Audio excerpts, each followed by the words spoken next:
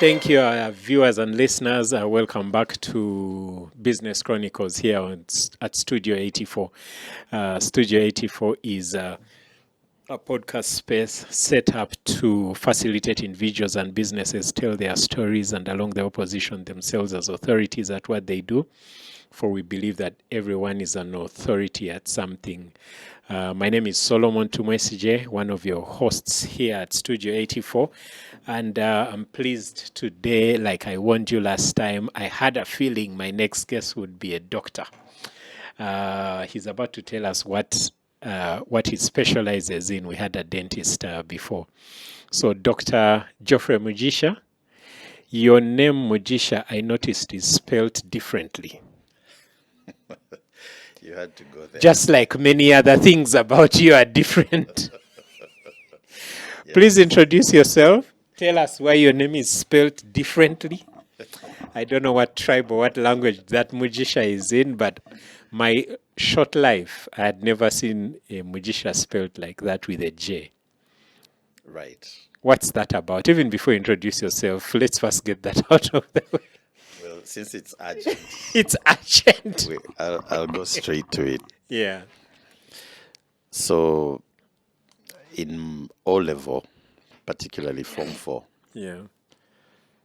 I decided, against my father's will, to change my name because I felt it was pronounced differently than I would have loved for it to be pronounced. Yes.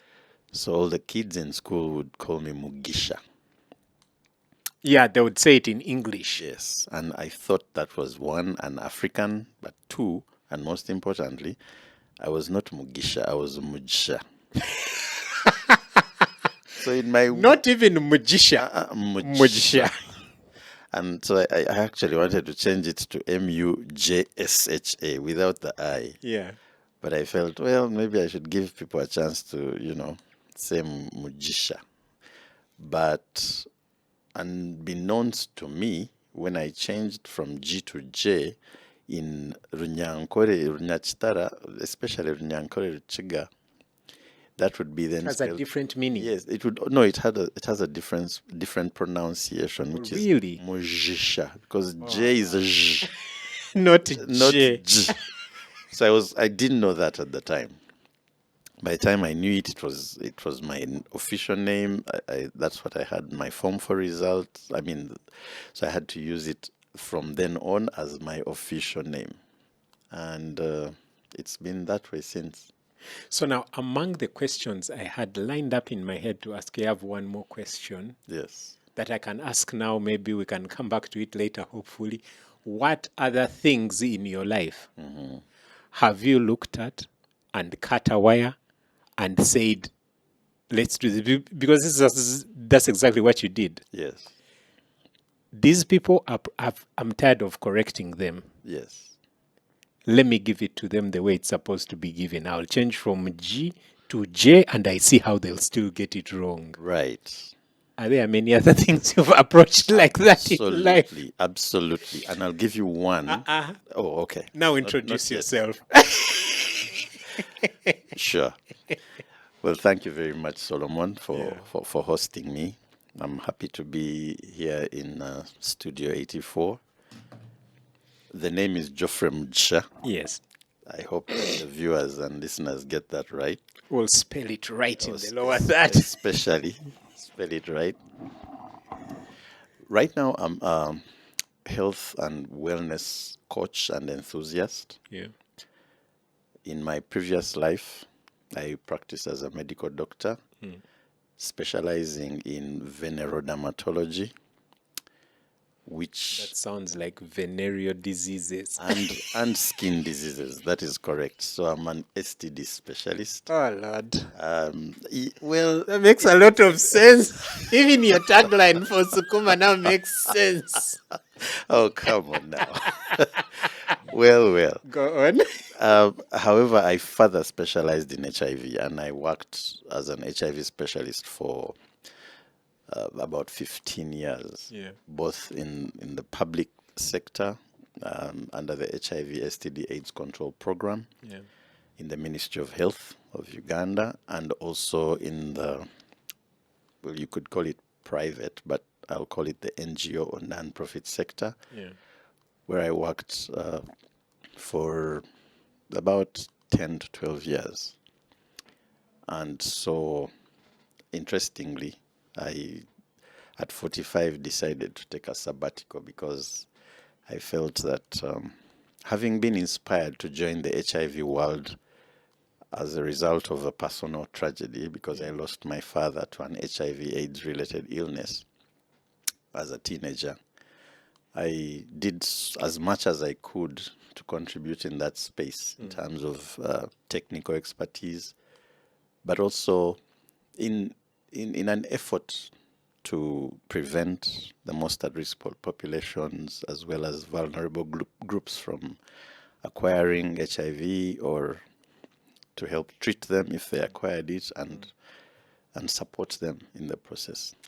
So I did all of that, but then it was very taxing on me personally, because the entry point, as I told you, was a personal tragedy, but I also could not make inroads in as far as the cure for HIV was concerned, and the vaccine up to now, WHO and all the international partners are still struggling to get a vaccine or proper cure. And so I think it took its toll on me, and I decided at 45 to retire from that field and transition into the field of philanthropy.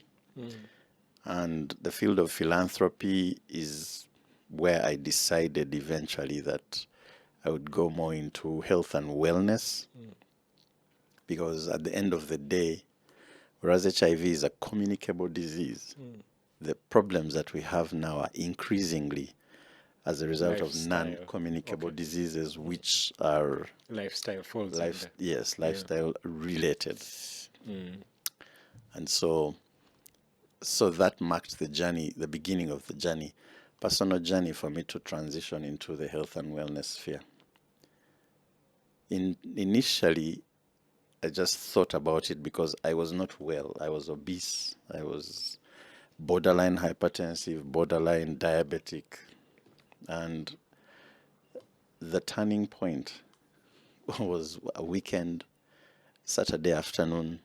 I was carrying my then 8-month-old baby boy. I was shirtless at home and, just chilling. And because my son was hungry, he reached out to breastfeed. No. Yes. I wanted to cut you short and ask, what kind of obese, BMI wise? Is it 28 obese or 35? No. I think I was probably type 2 obese, as in, so towards the dangerous obese. Yeah. I had man boobs, and that's why my son reached out to breastfeed. And I thought, okay, there's no louder message, no clearer message. And I immediately, and I'm talking about 7 years ago now, that's when I turned my life around and decided I have to take care of my health. Otherwise, I'm not going to make it very fine life. So, Mujisha, yes, I am sure the next 20 minutes are not enough for us. It's true. Because already, first of all, I'm so sorry about your dad. Sure. What I gather is his departure was a turning point for you, yet another turning point after the classmates mispronouncing your name. Then you have another turning point, your 8-month-old baby reaching out to breastfeed. That's another turning point. You seem to be like a turning point kind of guy. 100%. That's why I loved the program Turning Point. Remember that? Oh, yes! I loved it. Absolutely. Okay. Now, you, unlike Dr. Rose, you're not hiding your age. No way. I wouldn't do that. Was there a turning point that led you to study medicine in the first place, or whatever you studied? Yeah, it was the loss Your dad? of my dad. Yeah. Because he died when I was in high school. Oh, so you said I started pursuing medicine so that I could eventually find the cure I get it. Yes. help others. I had missed the part where you are still in high school Yes, when he passed away. yes, So you're frustrated. You're not making proper inroads into this cure. The best place we have gotten is learning to live with this thing. right. And that's not good enough for you. It's not, especially because as let's call them survivors of HIV are learning to live with this thing, there's still stigma that's associated with HIV.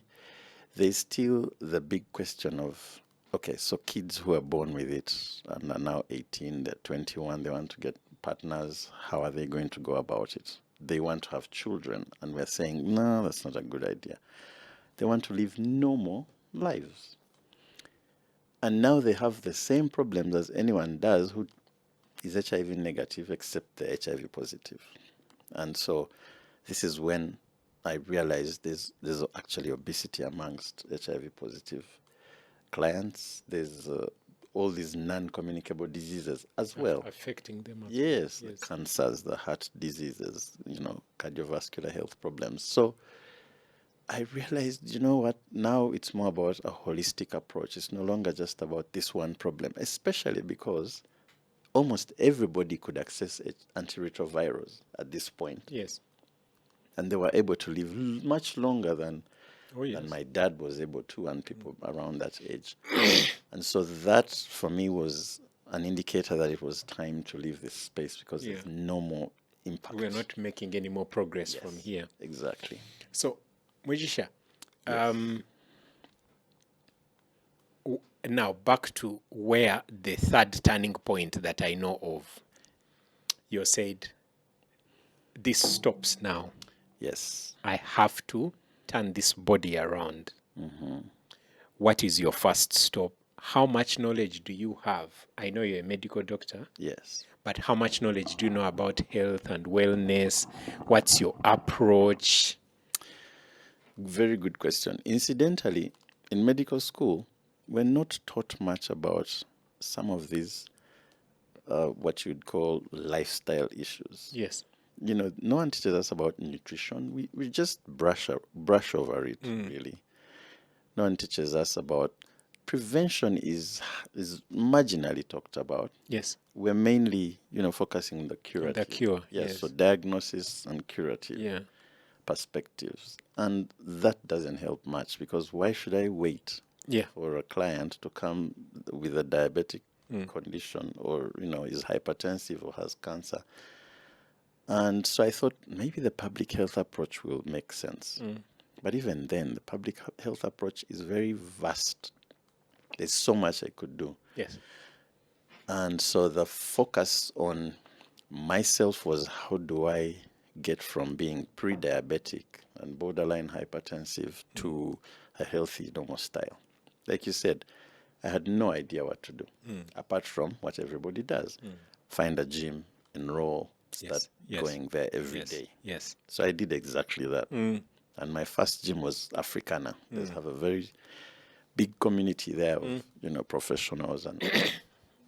And I was introduced there by a friend. I thought it was nice, paid for a year's subscription, and started working out. I did very well because I was very committed. And I lost weight in the process, mainly, because it was inevitable. And then after 5 months, I hit a plateau because I was noting down my weight. Your progress. Yeah, very, very carefully. And I hit a plateau. And using my phone, basically, just entering my weights, my regular measurements. I hit a plateau, yet I was working very hard. So I realized I'm not making any progress here. What should I do? And as you rightly asked, I didn't know who to go to. So I decided to read. I decided to think about it. I was like, wait a minute. So with weight management, it's about exercise, but that's only 20%. Then there's the other 80%, which is nutrition. Okay, so who do I go to tell me about nutrition? Well done. You see? I was tempted to come in at the plateau because you had my attention.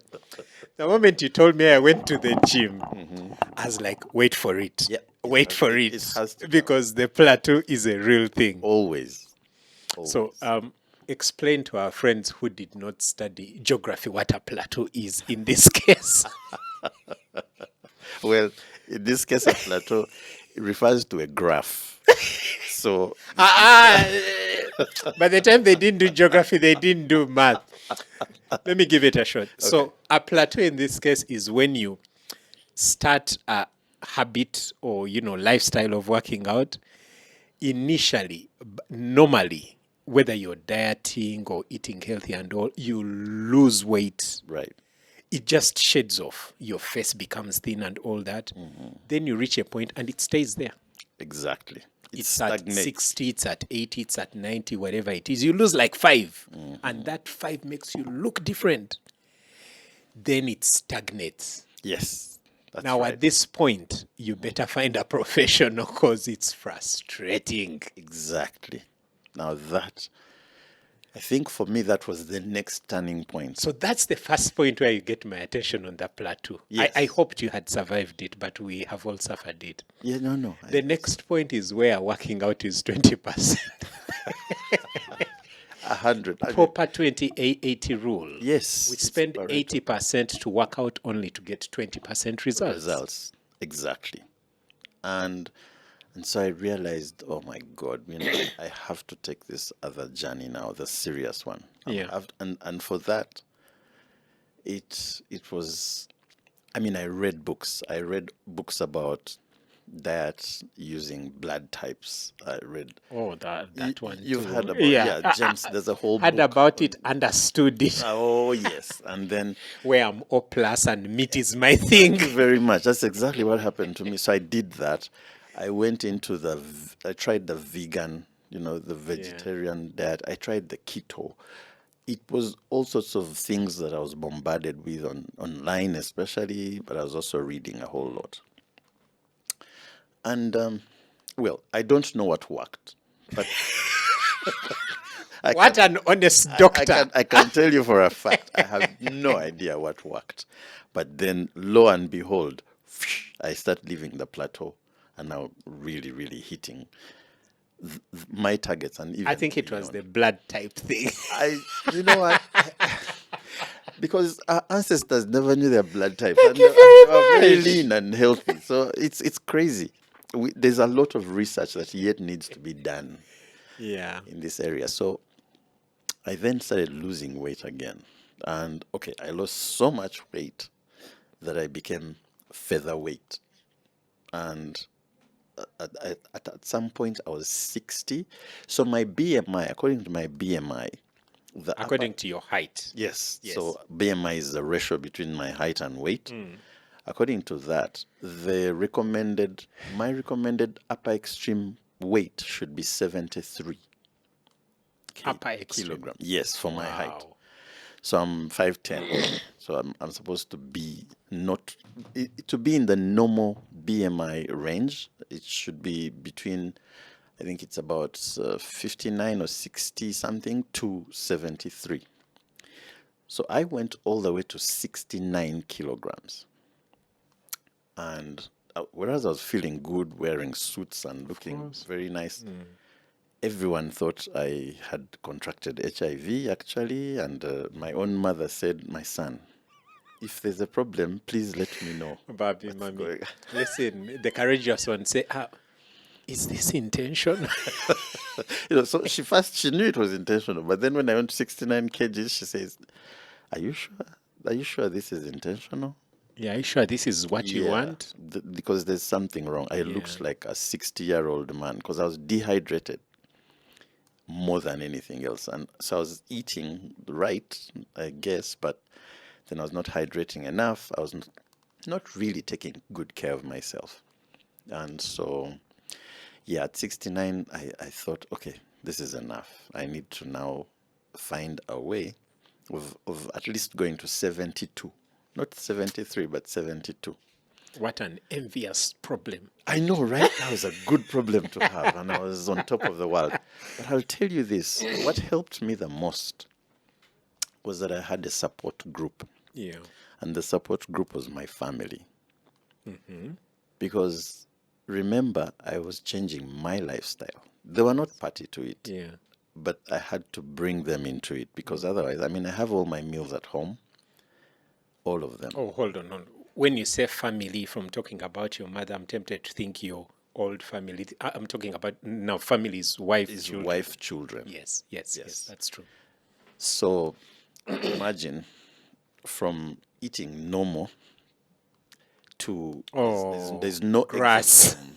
Yeah, no eggs at home, no milk, no bread, meat. No, we're just eating basically plant-based food. So that's what we settled on later, which is grass, as you're saying. Lots of greens, lots of vegetables. It was a hassle, but I had that support, and that helped me a whole lot. So how old are the kids at this point? Very young. No wonder you could do that because Yeah. I'm talking. There were the youngest, who was 8 months, had now grown to maybe about 1.5 years, and the older one was about 4 years or thereabout. So they were very young. But then they are not too young because they still need to eat eggs. They need milk. No, absolutely not. No way. No. Yeah, because I have done this. I know I need that to this meet is them. They overrated. suffered. Well, you will be shocked when you meet them. And They thought that was a proper way of living. Absolutely. There's no sugar at home. No sugar. Like, we don't even have any sugar at home.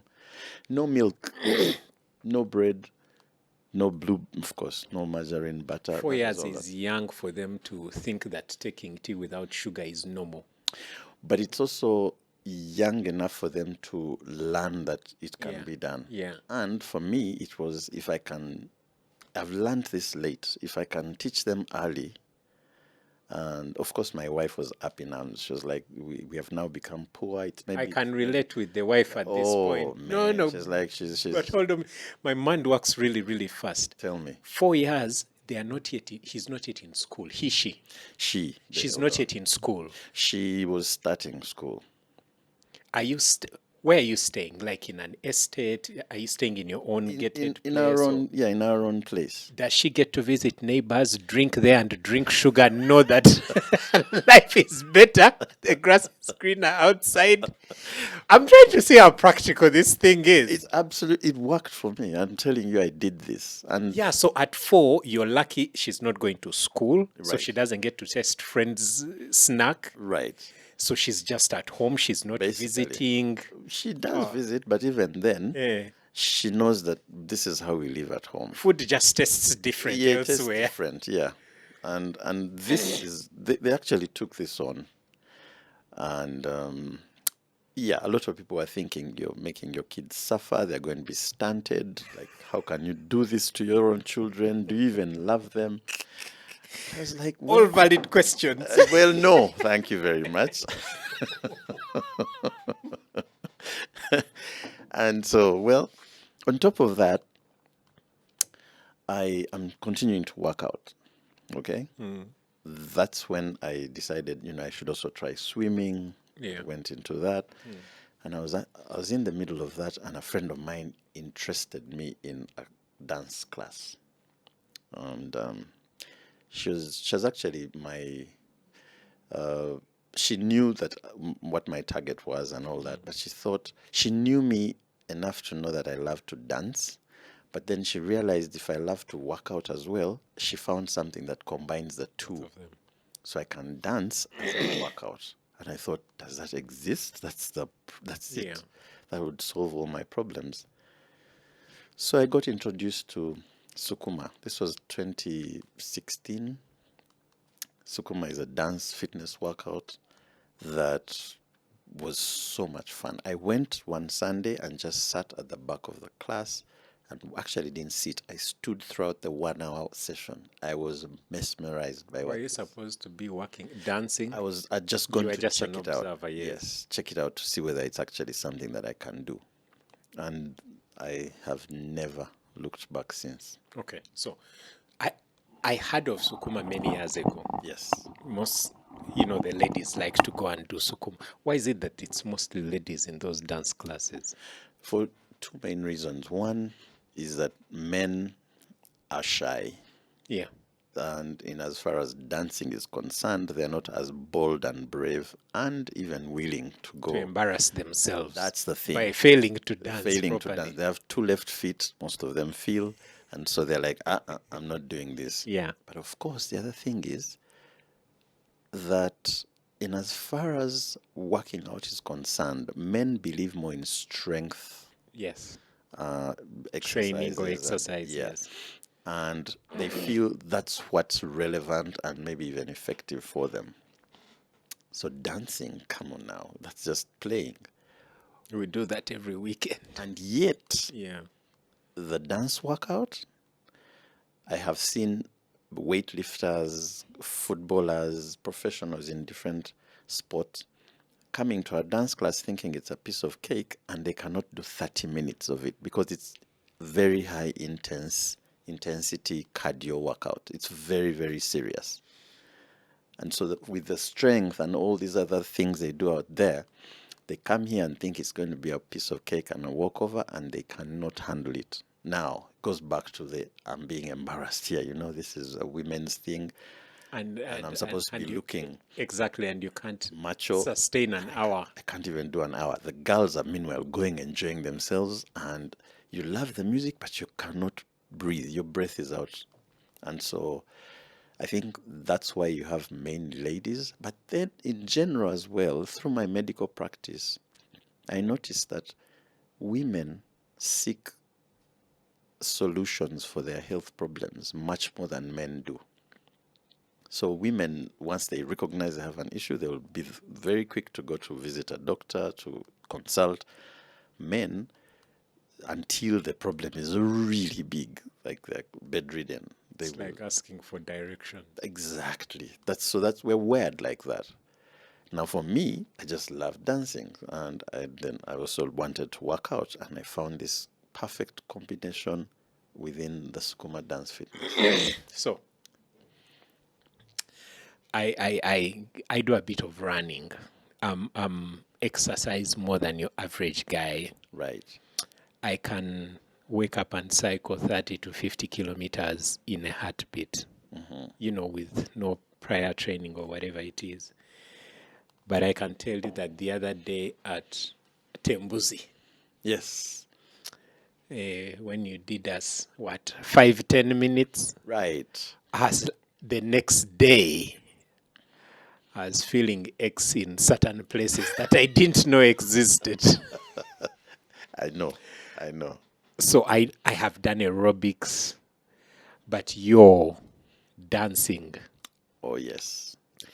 Actually, when I left, I was like, why had all these people never told, all these women that I know in my life not told me what it does to you? Yeah. Because you know what they say about pain, it's weakness leaving the body. So just know that in those places, there's nothing but weakness that is leaving. Mujisha, Yes. the question I wanted to ask about Sukuma is, I heard about Sukuma years ago. Yes. I was a bit confused. I don't know whether it's a dance. Okay, there's Zumba, there's Sukuma, there's whatever. So what's the difference? Is it just, are they all dance classes, all types of music, just the name? What makes Sukuma different from the others? Right. So most of these are all grouped or categorized under what you'd call aerobic exercises. Yes. And particularly dance fitness exercises. Now, there's different dance genres, as you know. So there's Zumba is especially, South American, based on salsa and things like So that. even the music is Music that is beachy kind of exactly, thing. yes. Where BECH. Right. BESCH. Very Important to clarify these things. Yeah, I agree. Because I'm sure this is a family-friendly podcast. So yes, you're right. Yeah. And then you have, of course, you have the Eurocentric dance workouts where they do their own thing. Sukuma is based on Afrobeat music. Okay. Say no more. I get it. Right. That's why the music you'll be dancing to mostly is what people call local music or Yes, African or music. African music. Yeah. So the Nigerian, Kenyan, the Ugandan, all of this. So, Yes. how is this received? Just like many things in your life, I can imagine now you have to tell your mother. She still lives? Yes, she does. Now you have to tell her, you know what? I'm a medical doctor, but now I'm into dancing for a living. Or even your wife. I know. My daughter, when they ask her what does your dad do? He's a dance guy. He does Sukuma. And that's quite interesting. But Mujisha, Yes. at this point, even Millie, how different are you from Gen Zs or our children who want to be YouTubers? Not at all, actually. And I'm happy and proud of that. And here is why. Oh, God. You know, life, we've been taught that life is linear. Yeah. And that's unfortunately not true, but yet Has never been yeah, untrue. exactly. And yet we've believed this. So a friend of mine, a British retiree, told me one thing that I've learned. I learned then, and I've lived with. Like, it guides my life all the time. Question your beliefs. Yeah. And so, whereas you believe that a medical doctor should be, straight jacket, wearing ties, and looking all dapper all the time, and seeing patients, I actually believe that, first of all, even the medical curriculum needs to be overhauled. And not just the medical curriculum, but most of the education systems that we adopted from the colonizers were, first of all, developed and created about over a century ago, and were meant to produce factory workers, basically clerks that were able to suit the industrial revolution then. Go on. And so one of the other things that you might not know about me is that I'm one of the advocates of challenging the status quo as far as the education system is concerned. Yeah. Because it's not suited for the work world now and the challenges that we are faced with and we're going to be faced with in the foreseeable future. Yeah.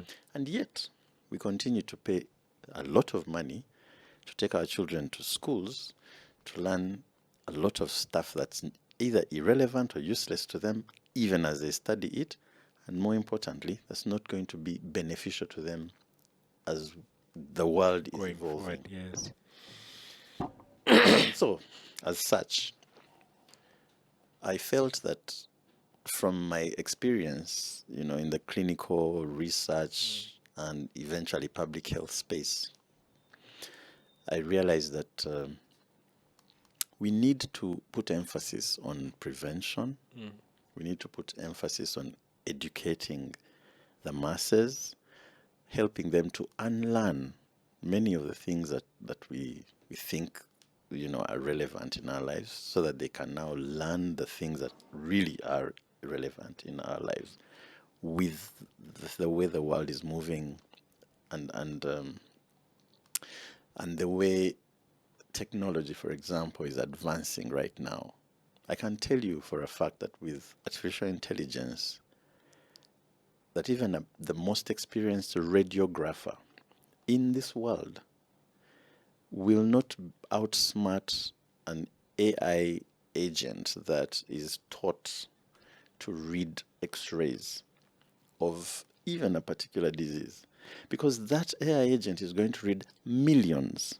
And there's no radiographer who is going to be able to read, and interpret millions of X-rays. Yeah.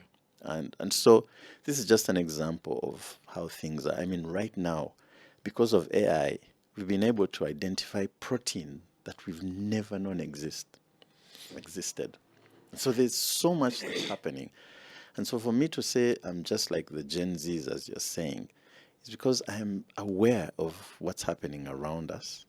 and I'm evolving to suit the current and even, foreseeable future, if you will. Because if we don't do that, if we don't adapt, it's adapt or die. We die. So, you mentioned an interesting thing, and this is what comes to mind at this point of the moment you appreciate that AI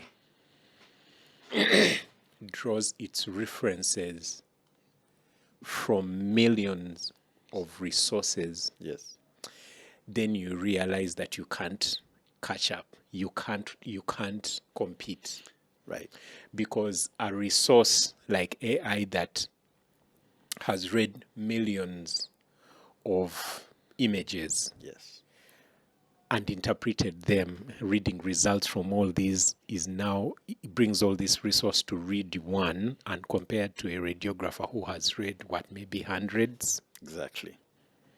in their many years of experience, you realize that you don't stand a chance at all. So when you're speaking, I was trying to remember where I heard this, but I recently heard that Henry Ford asked, I don't know, said,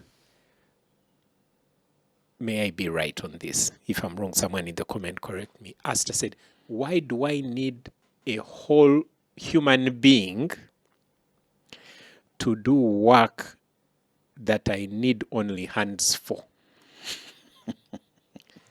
Why do I need your reasoning, your brain, your body, your arms? I just need hands to put this thing where I want it, leave the rest to me. And there goes the birth of robotics and division of labor and assembly line kind of thing. Right. Put this thing here, another person puts this. Don't think about it. I'm not paying you to think. I'm paying for your arms, not your brain. Thank you very much. Now you just reinforced my earlier point. Yeah. That the education system was catering to the assembly line, yes. And so do not think. Don't think. Just do it the way I've told you. Because that's what we're doing. We're not thinking. The system has one answer. There's no thinking that happens in this current education system. You better think like your teacher. Exactly. And if you want to what pass, your teacher gave you, that's an A+. Yes. If you think to independently, you're off. Now. That's not the answer I was looking for. Now that is the education system we are subscribing to up to this day. Mujisha. Yes. Definitely over our time. I warned you this wouldn't be enough. I'm going to call you back here to talk about Sukuma. True. But, and yes, may you be available because I want to follow this up with your other conversation. But right. I gather from your expertise and field and what you went out to solve that you're not just about dancing. And now I'm going to ask a practical question is, have you had people who don't like to dance, don't like to run, don't like to walk, can't swim? Is there hope for such people? And how do you deal with it? Well, very good question. I'm asking for a friend. Very good question. So at Sukuma, really what we promote, and really ours is just a health promotion for wellness and health company. What we promote is, first of all, awareness. Yeah. Because I think anyone who doesn't like to walk is not aware that we're built to walk in the first instance. No. Just allow me. I'm with you. I got you. Because you start walking at 1 year, 1 year of age, right? Just one. And then you walk till you depart this life, ideally, or until you're unable to for some reason. So walking is you were naturally gifted with that ability. And so the same thing with dancing. If you hear music, and especially for us in Africa, we're rhythmical, we're all, even a child will start dancing to a beat before you teach them to dance. Yes. So it's natural. But beyond that, movement, we advocate for physical wellness particularly. Because whereas mind and soul are critical, but without the body, it might be difficult for you to identify any mind and soul. And so we think that the physical wellness is critical. So what we promote is awareness about, one, your status. How is your BMI? How is your cholesterol? How is your body functioning? Is it normal? Because that's the challenge that we have right now. We know too much about what's going on out there, what's happening in America, what's going on in Museveni's the state house, but we don't know much about what's happening in our own bodies. What a certain officer of the government has tweeted. We know all of that. Exactly. We know all of that very well. We can talk about it. But what's in your body? Because this is the asset that you have, not the buildings and apartments you have. You can delegate it. Not the vehicles that you drive, not the amount of money in the bank. Not which European footballer is best, in this team and how much money they earn. Yes. That's all irrelevant. Your body. We're taking it back to the basics. Know your body. And once you do, so you have to do health checks. You have to be aware. Even before you start an exercise regime, you need to know where you're starting from, because you've heard of people who die on the treadmill in a gym. Why? It's because they have no idea that they actually have a weak heart, and then someone is just giving them weights to carry without knowing what their baseline is. So we advocate for that. And then, so once that awareness is there, then you ask yourself, so what's the norm for my age? And then once you know that, then we're able to say, okay, I think I'm not doing well. Because people say I'm not doing well only when they're not feeling well. Either they have a cold or they're feeling pain. That's the only time. But you can actually assess these things and ascertain them in time for you to do something about it, especially because of our lifestyle. We have adopted a Western lifestyle with which we're not accustomed, and one that we want to either, if we embrace it, then let's embrace it all the way. Let's go from the basics, know your body, know what your target is to be within the norm, and then we draw programs based on that. Yes. So the physical wellness starts there. You need to know your body. And then once you start, make that a lifestyle. Because it's important. I mean, when was the last time you had an annual body checkup? I don't know. I had my first. Your first? I had my very first a few months ago. There you go. And very, very first. And all these years. You're proud of it, but, because it's important that you did it, but after all these years, right? And now, is that going to be a routine? I almost didn't do it. I'm glad you're being honest, because I almost didn't do it because it's like our viewers and why listeners will attest. I'm not feeling pain anyway. Exactly. See, so we have to mindset change is what we're preaching. Yeah. Let's first start by knowing our body. Let's know who we are, and then we can decide how we're going to ensure that we live within the healthy, normal limits, so that you can live a full life. I mean, because afflictions will happen, but if they find that you're ready, your body is set to endure them, then you will be able to go through them. But, children die of malaria. There's a lot of diarrheal diseases kill children. Now we have all these non-communicable diseases that are on the increase because of our lifestyle. And we have no idea where they're coming from. Absolutely. You're just dropping dead. No research has been done. Nothing. There's very little that's been done in KCCA, which shows that there's a lot of non-communicable diseases that are being recorded in private and public health facilities. But so what are we going to do about it? So we need to start a campaign. That's why for us at Sukuma, we're saying we need to do sweat fests, because we want to promote, know your body. Take your check. Have your body checked in terms of what's your cholesterol, what's your BMI, the basics.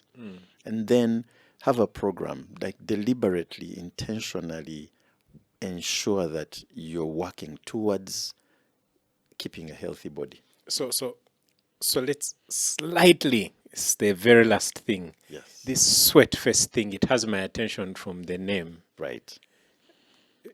The fest I know is a beer fest.